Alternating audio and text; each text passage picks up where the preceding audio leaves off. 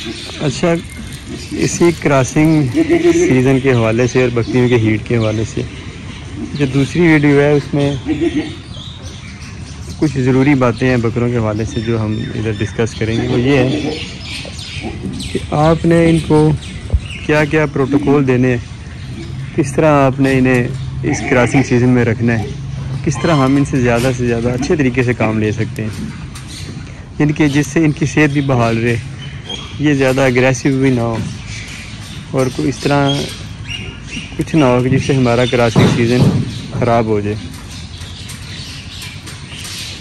अच्छा, जब सबसे पहले हम क्रॉसिंग सीज़न का आगाज़ होता है तो जहाँ पे देखा जाए पाकिस्तान में जो लोग ब्रीड पे या दूध पे तो यहाँ पे काम नहीं होता, अभी कुछ होना शुरू हो रहा है कराची में ख़ास तौर पे, लेकिन वो भी बड़े महदूद पैमाने पे। तो बंदे ज़्यादातर ये बच्चे ही लेते हैं। तो बहरहाल आमतौर पे उसमें फिर यही होता है कि साल में एक ही बार जो है ना वो बच्चे लिए जाते हैं ना, जहाँ पे अच्छे मेयारी जानवर हो ना, ताकि उन पे बहुत ज़्यादा मतलब बोझ ना आ जाए बच्चे देने के हवाले से। फिर वो अच्छे जानवर दूध भी अच्छा देते हैं, इसलिए फिर ज़्यादा एग्रेसिव उनसे प्रोडक्शन नहीं ली जाती बच्चों के हवाले से। एक ही बार जानवरों को क्रॉसिंग में डाला जाता है। उसमें यह है कि जब हम ज़ाहिर है एक माह बकरे को अब बकरियों में रखते हैं, तो जब 11 माह बकरा बकरियों से लदा रहता है और क्रॉसिंग में जब वो आता है तो वो बहुत ज़्यादा एग्रेसिव होता है। चंद दिन बकरियों में जब हम उसे छोड़ते हैं तो शुरू के खास तौर पे जो 2-4 दिन होते हैं, जब तक कोई कम से कम कोई 2-4-5 बकरियाँ क्रॉस ना कर लें, उस वक्त तक ये बहुत ज़्यादा एग्रेसिव होते हैं, क्योंकि 11 माह का इन्हें वक्फा मिला होता है। आम तौर पे जो लोग मतलब 11 माह से कम का वक्फा देते हैं, जैसे आज बकरी ने बच्चे पैदा किए, 3-4 माह बाद दोबारा क्रॉसिंग में छोड़ दिया, तो फिर भी बकरों को काफ़ी जो है ना वो 7-8-9 माह का वक्फा फिर भी क्या नहीं मिल जाता है। तो इस दौरानिए में इनके हार्मोन्स बहुत ज़्यादा एक्टिव हो जाते हैं। अब देखिए ये बकरा जैसे खा रहा है, ठीक है, अब ये बकरी इसके पास आई है तो उधर उसके हार्मोन्स जो है ना वो एक्टिव हो गए हैं खाते हुए छोड़ के। अभी खाते हुए छोड़ के देखें वो बकरी को कहने के वो टच करना उसने शुरू कर दिया। मतलब है कि क्रॉसिंग सीज़न में बकरों की सारी तवज्जो जो होती है वो क्रॉसिंग पे होती है, खाने पीने की तरफ इनकी तवज्जो नहीं होती, बहुत कम होती है। पहला पॉइंट इसमें यह है कि जब भी हम बकरों को क्रॉसिंग में छोड़ें तो पहले जो 3-4 दिन हैं उनमें ज़रा खास नज़र रखें इन पे। बकरे बाज़ औक़ात बहुत ज़्यादा अग्रेसिव हो जाते हैं, बहुत ज़्यादा पेशाब पीना या पेशाब अपने पे करना शुरू कर देते हैं, जिनसे इन्फेक्शन भी हो सकती है। टांगें इनकी बाज़ औक़ात गल भी जाती हैं, ज़ख्म बन जाते हैं टांगों पे। बहुत ज़्यादा पेशाब पीने से ये बहुत ज़्यादा एग्रेसिव हो जाते हैं। इनके मैदे आप यानी एसिडिटी उनमें इतनी बढ़ जाती है कि खाना पीना छोड़ देते हैं, इनके अंदर तलही हो जाती है। तो उस चीज़ के लिए बेहतर हाल ये है कि जब आप क्रॉसिंग सीज़न आए, आप क्रॉसिंग में इन्हें डालें तो पहले 4-5 दिन आप या हफ़्ता पहले आप इनको क्लोज़ मॉनिटरिंग करें। सुबह दोपहर शाम आके इनको देखें। अगर आप महसूस करें कि बकरा बहुत ज़्यादा एग्रेसिव है तो आप फिर इनका टाइम शेड्यूल बना लें। मतलब हर वक्त फिर इन्हें बकरियों के बीच में ना रहने दें, आप इन्हें सुबह छोड़ दें बकरियों में और शाम को निकाल लें। मतलब जिस तरह आप समझें कि अब ये नॉर्मल तरीके से ये है ना ये क्रॉसिंग करते रहें, बहुत ज़्यादा एग्रेसिव ना हो जाए। अगर हम इस तरह नहीं करेंगे तो क्या होगा, ये खाना पीना कम कर देंगे, पेशाब के जो मामलात होते हैं पीने के अपने पे गिराने के, उसकी वजह से ये बहुत ज़्यादा कह लें कि इनमें तलखी बढ़ जाएगी और फिर ये बीमार होने के चांसेस भी इनके हो जाते हैं। बीमार ना भी हों तो ये कमज़ोर हो जाते हैं, जिसकी वजह से ये क्रॉसिंग ठीक तरीके से नहीं कर पाते। और बाज़ औक़ात फिर ऐसे होता है कि बकरियाँ रिपीट होना शुरू हो जाती हैं और हम कहते हैं कि पता नहीं क्या वजह बनी है, बकरी में कोई फॉल्ट है या बकरियों में फॉल्ट है, वजह समझ नहीं आती। वजह यही होती है कि थोड़ा सा हम जानवर के रवैये को महसूस नहीं कर पा रहे होते और उसके मुताबिक उसे एडजस्ट नहीं कर पा रहे होते। तो एक तो ये है कि जब बकरे को छोड़ें पहले हफ्ते आपने इसके रवैये को बड़ी बारीक बीनी से देखें। अगर आप महसूस करें कि बकरा बहुत ज़्यादा तलखी कर रहा है तो आप इसको सुबह छोड़ें क्रॉसिंग में और शाम को निकाल लें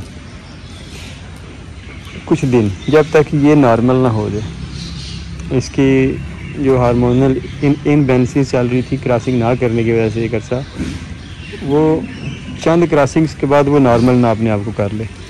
तो दूसरी बात, जब आपने इसको इधर से निकालना है तो आपने इसको दूसरे ब्रीडर्स के साथ नहीं छोड़ना। अब उसका क्या होगा, आगे देखें ना, वो बकरी पेशाब कर रही है और ये जो है ना इसकी अपनी एक्टिविटीज़ हैं इसके साथ। तो इस तरह की जो शुरू में बकरे एंटर होते हैं ना बकरियों के साथ क्रॉसिंग सीज़न में, वो बहुत ज़्यादा जो है ना वो इन कामों में मुलव्वस हो जाते हैं। फिर वो उनका खाना पीना जब डिस्टर्ब होता है तो उनके मामलात ख़राब हो जाते हैं। अच्छा, दूसरा ये है कि आपने जब इन्हें निकालना है तो दूसरे बकरों के साथ नहीं छोड़ना है, इनके लिए अलग जगह बनानी है। और आपकी कोशिश ये होनी चाहिए कि वो जगह जो है वो दूसरे बकरों से हट के हो, यानी कि दूसरे बकरे उस जगह को देख ना सकें, क्योंकि इनकी छटीस बड़ी तेज़ होती है।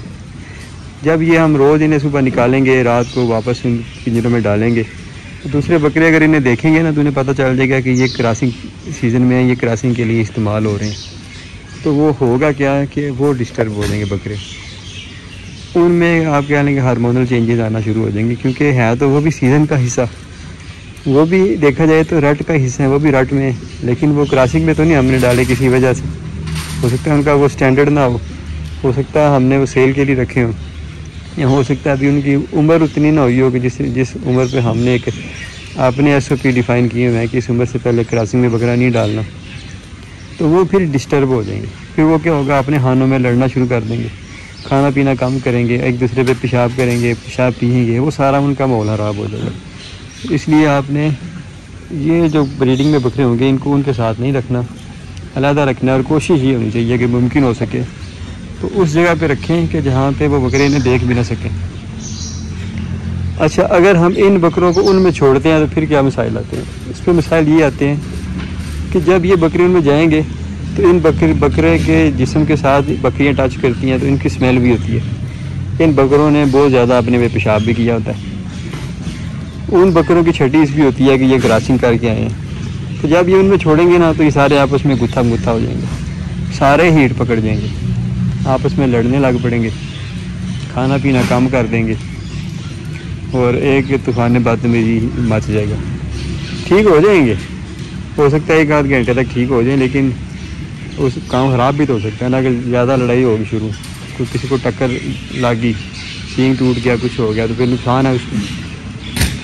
इसलिए इस नुकसान से बचने के लिए बकरे को अलहदा रखें, दूसरे बकरों में बिल्कुल ना छोड़ें। अगर दूसरे बकरों में छोड़ेंगे तो वो मजबूरी के तहत छोड़ेंगे, लेकिन उसमें फिर रिस्क बन जाता है, काफ़ी सारे इसमें रिस्क आ जाते हैं।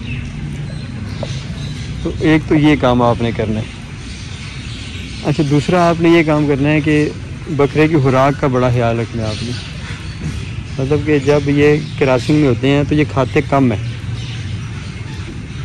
अभी ये बकरा सुबह से बकरियों के बीच में, अभी कोई 10 बजे का टाइम होगा, तकरीबन 10-11 बजे का, अभी आके इस बकरे ने खाना शुरू किया अभी। और अभी ये देखें, ये साथ दूसरी बकरी आके उसके साथ खारिश कर रही है। तो इसका क्या मतलब है कि हो सकता है ये बकरी भी हीट में आ रही हो, या आ गई हो, या क्रॉस हो चुकी हो, अब दोबारा बकरे के साथ आगे अटकेलियाँ शुरू कर दी। तो हो सकता है बकरा अभी खाना छोड़ के इसके पीछे पड़ जाए। तो इस तरह क्या होगा कि बकरे की जब खुराक ही पूरी नहीं होगी तो क्रॉसिंग रिजल्ट क्या आने। इसलिए जब ये जो खाना है जिसमें बकरियां क्रॉसिंग के लिए मौजूद हैं, असल में ये है कि जो पहली बार की बकरियां होती हैं इनमें तो मसला नहीं होता, लेकिन जो आमतौर पर दूसरी बार की बकरियां होती हैं अमूमन वो दूध दे रही होती हैं या कुछ ना कुछ दूध दे रही होती है। तो अगर हम ये फ्लशिंग प्रोटोकॉल का भी हिस्सा होता है क्रॉसिंग, मतलब क्रॉसिंग से 1 माह पहले 1 माह बाद ज़्यादा खुराक देनी होती है।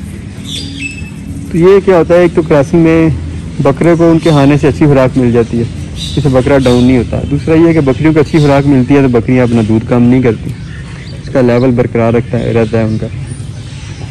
और तीसरा ये कि ये जो ओवरऑल बकरियों को अच्छी खुराक मिलती है तो वो बच्चे ज़्यादा पैदा करने की सलाहियत में पैदा हो जाती है। इसलिए क्रॉसिंग सीज़न में जिस खाने में बकरा हो उसमें ओवरऑल खुराक बहुत अच्छी होनी चाहिए। उससे क्या फ्लशिंग भी हो जाएगी, बकरियों का दूध भी कम नहीं होगा जो दूसरी बार बच्चे देने वाली है, और बकरे को वहाँ से पूरी खुराक मिल जाएगी। इसके अलावा जब आप बकरे को यहाँ से निकालते हैं, अगर महसूस करते हैं चंद दिन के बकरा बड़ा अग्रेसिव है, या आपका प्रोटोकॉल ये है कि आप बकरियाँ जैसे हम कर रहे हैं कि शाम को इसको निकाल देते हैं, दिन को मॉनिटर करते हैं कौन सी बकरी क्रॉस हुई है, उसका टैग नंबर हम लिख लेते हैं ताकि हमें पता हो कि ये बच्चे देने वाली इस तारीख तक बच्चे देगी। इसमें फिर हमारे ये चीज़ हमारे लिए बड़ा फ़ायदेमंद साबित होती है। तो अगर इस तरह भी करते हैं तो फिर जब बकरे को साइड पे करें तो इस जिसकी जो जगह हो उस पर आपने बड़ी अच्छी खुराक देनी है। अब अच्छी खुराक क्या हो सकती है? अच्छी खुराक में लूसन बड़ी ज़रूरी चीज़ है, और आपके लिए फ्लशिंग सीज़न के लिए और बकरे की क्रॉसिंग सीज़न के लिए स्पेशल लूसन होना बहुत ज़रूरी है। तो आपने अलहदा से लेके रखा हो जो हाईएस्ट क्वालिटी का हो, साबुत हो, चार्ड ना हो। चार्ड के मसाइल आते हैं, जानवर शौक से खाते भी नहीं क्योंकि उसमें डस्ट बन जाती है। जब पत्ता उसका हम उसको काटते हैं तो वो मिट्टी की शक्ल इख्तियार कर जाता है, तो फिर बकरियां नहीं खाती, बाद का खा के खांसी भी लग जाती है। इसलिए आपके पास साबुत हाई क्वालिटी लूसन पड़ा हो। अब हाई क्वालिटी लूसन कौन सा होता है कि जिसका तना पतला हो, ज़्यादा बड़ा करके ना काटा गया हो, जवानी में पूरी जवानी में काटा गया हो, और उसका जो रंग है ये सब्ज़ हो, सब्ज़ माइल हो, सफ़ेद ना हो जाए या सिल्वर ना हो जाए या काला ना हो, और उसमें जो मॉइस्चर है वो 10-12% हो, किसी किस्म का फंगस ना हो। ये आप वाफर मकदार में बकरे को दें। इसके अलावा आप जो इसे वंडा दे रहे हैं उसमें इजाफी तौर पे कुछ सोयाबीन और काले चने शामिल कर लें, क्योंकि इनमें कार्बोहाइड्रेट्स और आप कह लें कैलोरीज़, डाइटरी फाइबर और शुगर, ये बड़ी अच्छी मकदार में चीज़ें शामिल होती हैं। ख़ास तौर पे काले चने भी जो बकरे की क्रॉसिंग सीज़न के लिए बड़ी अच्छी चीज़ है, इसको लाजमी शामिल करें ताकि बकरे अगर कम खाएं लेकिन फिर भी उनकी ग़िज़ाई ज़रूरत पूरी हो जाए। अब देखें ये बकरियां खा रही हैं लेकिन वो बकरा थोड़ा सा खा के परा चला गया, क्यों? क्योंकि उसकी तवज्जो दूसरे काम की तरफ है, वो बकरियों के बीच में है, उसे पता है कि अब सीज़न है, इसलिए वो खाने की तरफ ये इतनी तवज्जो नहीं देते। तो ये कुछ ऐसे बुनियादी पॉइंट थे जो आपने क्रॉसिंग सीज़न के दौरान याद रखनी है कि आपने मॉनिटरिंग करनी है रोज़ बकरे की। अगर अग्रेसिव है तो साइड पे कर लेना है, खुराक अच्छी देनी है उस खाने में जिस खाने में बकरियां हैं, ताकि बकरे को भी वहाँ से अच्छी खुराक मिल जाए। बकरे को अलहदा रखें, दूसरे बकरों के साथ ना रखें, वरना इनकी लड़ाई होती रहेगी और सारे ही टेंशन में रहेंगे। बकरों की खुराक का खास ख्याल रखें। अगर हो सके तो 1-1.5 पाव दूध इन्हें लाजमी रोज़ खिलाएँ, उसमें कुछ गुड़ डाल लें, अंडा डाल लें उसमें, अगर हो सके तो देसी घी 1 आध चमची डाल लें। मतलब जितनी ज़्यादा अच्छी खुराक देंगे हम उतने ज़्यादा अच्छे नतीजे आएंगे। ये बकरा जान में रहेगा, स्पर्म क्वालिटी डाउन नहीं होगी और बकरियाँ ज़्यादा उसकी कंसीव करेंगी, रेपिटेशन कम हो जाएगी।